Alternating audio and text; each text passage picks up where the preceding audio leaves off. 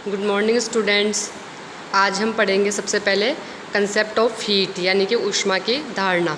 ऊष्मा ऊर्जा का ही एक रूप है जिसे हम कार्य के द्वारा प्राप्त कर सकते हैं। ऊष्मा का प्रवाह तभी होता है जबकि तंत्र की अवस्था में परिवर्तन हो।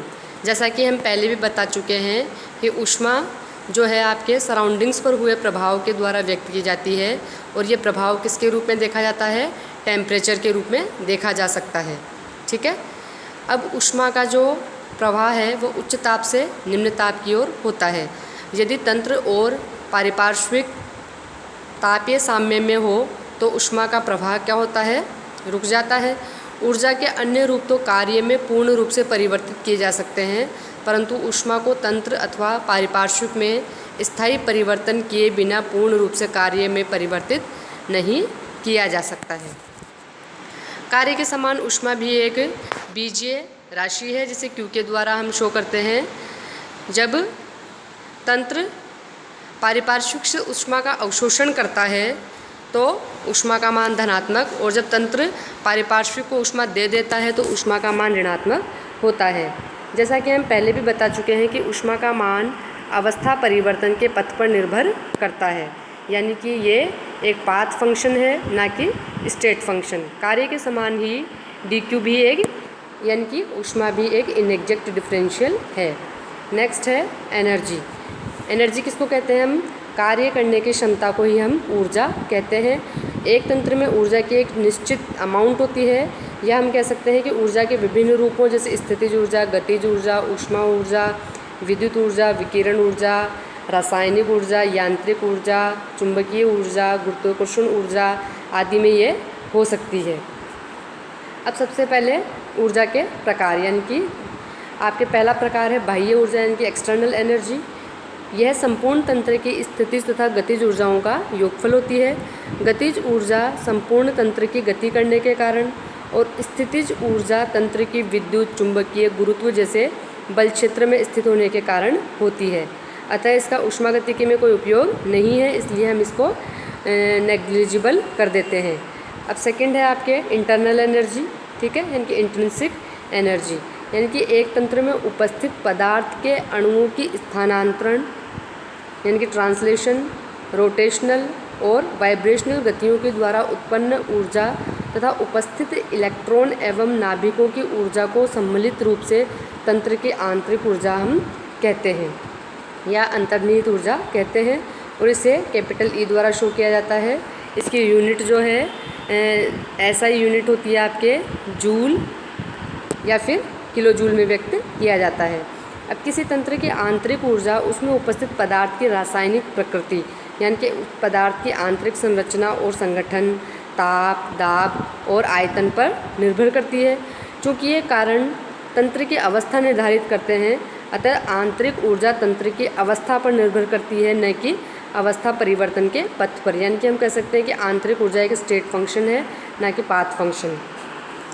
आंतरिक ऊर्जा का वास्तविक जो परिमाण है वो ज्ञात नहीं कर सकते हैं, क्योंकि यह कितने ही अनिर्धारित कारकों जैसे अणुओं की विभिन्न प्रकार की गतियों, इलेक्ट्रॉन और नाभिकों के जो है ऊर्जा, इलेक्ट्रॉनों की संख्या, विन्यास, नाभिकीय ऊर्जा आदि पर निर्भर करती है। परंतु ऊष्मागतिकी में वास्तविक परिमाण की आवश्यकता भी नहीं होती है, केवल अवस्था परिवर्तन में होने वाले आंतरिक ऊर्जा परिवर्तन, ठीक है, यानी कि चेंज इन इंटरनल एनर्जी ही महत्वपूर्ण होता है, जिसे अपन आसानी से ज्ञात कर सकते हैं। यदि प्रारंभिक अवस्था A तथा अंतिम अवस्था B में किसी तंत्र के आंतरिक ऊर्जाएं हम मान लेते हैं EA और EB, तो जो चेंज होगा इंटरनल एनर्जी में वो क्या जाएगा? फाइनल स्टेट में internal energy minus initial state में इंटरनल एनर्जी। ठीक है, यानी कि सामान्य भाषा में हम कह सकते हैं कि तंत्र की आंतरिक ऊर्जा को तंत्र की ऊर्जा भी कहते हैं। अब क्या है आंतरिक ऊर्जा के लक्षण?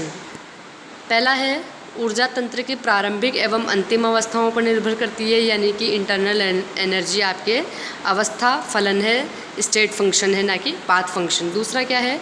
ऊर्जा में अनंत सूक्ष्म परिवर्तन एक जो है आपके एग्जैक्ट डिफरेंशियल है, जबकि इनकी सारे के सारे एग्जैक्ट डिफरेंशियल होते हैं थर्मोडायनेमिक प्रॉपर्टीज़।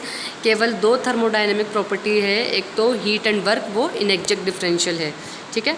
अब तीसरा है आपका ऊर्जा का मान तंत्र में उपस्थित पदार्थ की मात्रा पर निर्भर करता है। ठीक है। पदार्थ की जितनी ज़्यादा मात्रा होगी उतनी उसकी आंतरिक ऊर्जा का मान होगा, यानी कि ये एक मात्रात्मक गुण यानी कि एक्सटेंसिव प्रॉपर्टी है। चौथा है ऊर्जा का वास्तविक परिमाण तो ज्ञात नहीं कर सकते, परंतु चेंज इन इंटरनल एनर्जी को आसानी से ज्ञात किया जा सकता है। फाइनल स्टेट में जो इंटरनल एनर्जी है उसको घटा दिया जाता है इनिशियल स्टेट में जो इंटरनल एनर्जी है उससे। फिर है नेक्स्ट आपके कि चक्रीय प्रक्रम में यानी कि साइक्लिक प्रोसेस में जो ऊर्जा का परिवर्तन होता है इसका मान क्या होता है, 0, जो कि आपके एग्जैक्ट डिफरेंशियल का कैरेक्टरिस्टिक भी है। फिर है पांचवा कि चेंज इन इंटरनल एनर्जी एक बीजीय राशि है और इसका मान पॉजिटिव और नेगेटिव कुछ भी हो सकता है। धनात्मक मान जो है वो क्या शो करता है कि ऊर्जा का अवशोषण, यानी कि तंत्र ऊर्जा का अवशोषण करता है और तंत्र की ऊर्जा में वृद्धि होती है, जबकि जो ऋणात्मक मान है वो शो करता है कि तंत्र के द्वारा ऊर्जा का उत्सर्जन हुआ है तो तंत्र की ऊर्जा में कमी आ जाती है। नेक्स्ट है ऊर्जा को न तो नष्ट किया जा सकता है और न ही उत्पन्न किया जा सकता है, यानी कि जो ऊर्जा है वो एक रूप से दूसरे रूप में परिवर्तित होती है। ठीक है।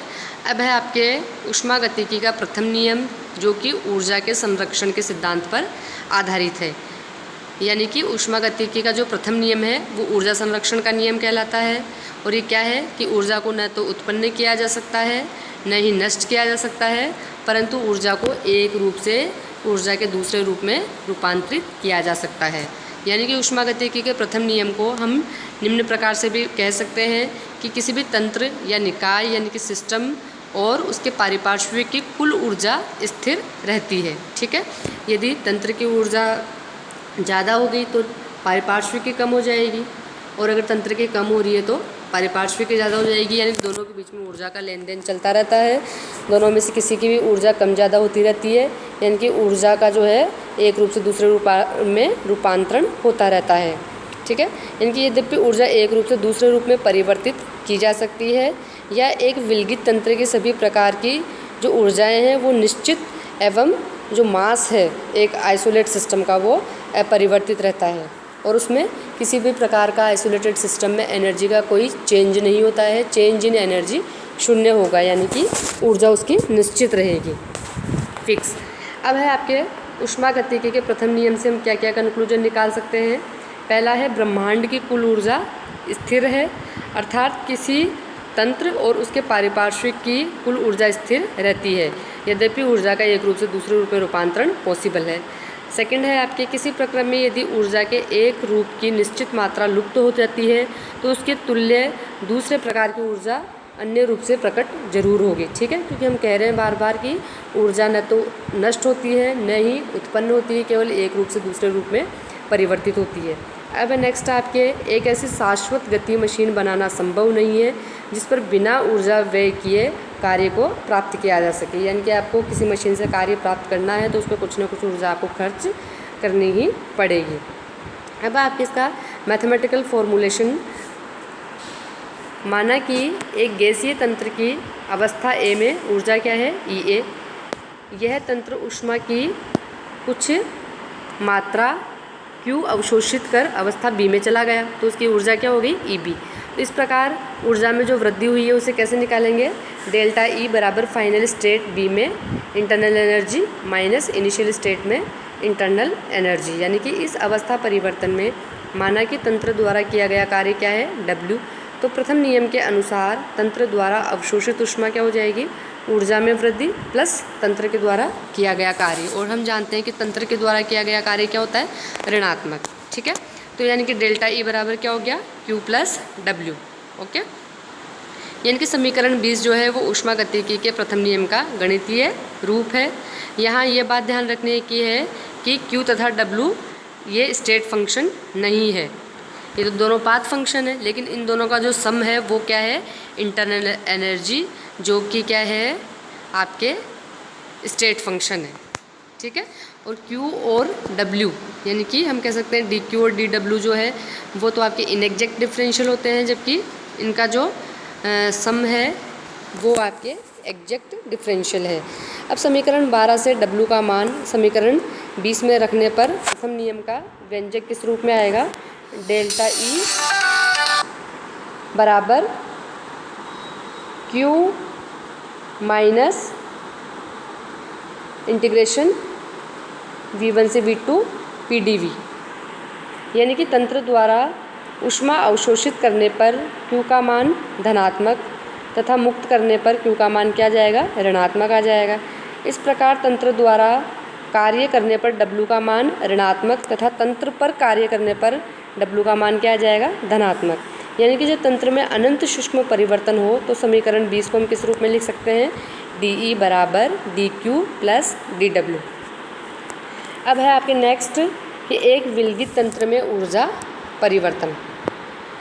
ठीक है, यानी कि विलगित तंत्र अपने पारिपार्श्विक से ऊर्जा यानी कि ऊष्मा का विनिमय नहीं करता है, अतः रूपांतरण रुद्धोष्म परिस्थितियों में होगा।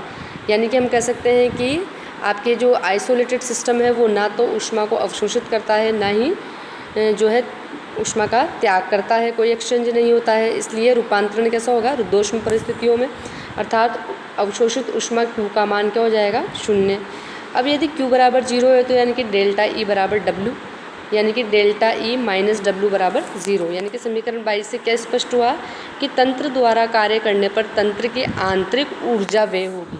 यानी कि तंत्र कार्य करेगा तो वो ऊष्मा का अवशोषण तो कर नहीं सकता, तो खुद की आंतरिक ऊर्जा उसे खर्च करनी पड़ेगी। अब आपके चक्रीय प्रक्रम में ऊर्जा परिवर्तन, यदि कोई प्रक्रम परिवर्तन की विभिन्न अवस्थाओं में गुजरते हुए मूल अवस्था में वापस आ जाता है तो इसे हम क्या कहते हैं, चक्रीय प्रक्रम कहते हैं, और इस दौरान इसमें ऊर्जा परिवर्तन क्या होगा, 0। ठीक है, यानी कि कोई भी प्रक्रम परिवर्तन की विभिन्न अवस्थाओं में गुजरते हुए वापस अपने ओरिजिनल स्टेट में आ जाता है तो इसे हम कहते हैं चक्रीय प्रक्रम, और इसमें ऊर्जा परिवर्तन क्या होता है, 0। ठीक है, यानी कि समीकरण 20 क्या रूप ले लेगा, 0 बराबर Q प्लस W, यानी कि Q बराबर माइनस W। तो हम कह सकते हैं कि समीकरण 23 क्या दर्शा रही है कि चक्रीय प्रक्रम में जितनी ऊष्मा तंत्र द्वारा अवशोषित की जाती है उतनी ही ऊर्जा के तुल्य कार्य करता है। यानी कि जितनी ऊष्मा अवशोषण कर देगा उतना ही उसके द्वारा कार्य किया जाएगा। ठीक है, चक्रीय प्रक्रम में। अब है आपके तंत्र की एंथैल्पी या पूर्ण ऊष्मा। यदि किसी तंत्र की एंथैल्पी में परिवर्तन स्थिर आयतन पर किया जाता है यानी कि dV बराबर 0, तो तंत्र द्वारा किया गया कार्य क्या होगा, 0।